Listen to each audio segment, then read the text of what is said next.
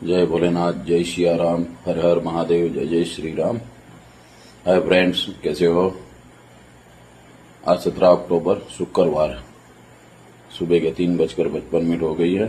चलो अपने वॉकिंग पे चलते हैं और डॉग को पनीर खिलाते हैं। अपना कर्म है जो रेगुलर करते हैं।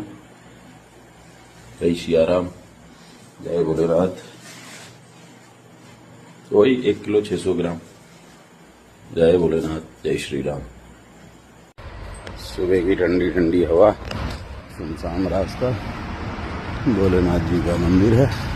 ये पुरानी कमिश्नर ऑफिस आ गई। सुबह 4:05 होने को आ गई है। जय भोलेनाथ।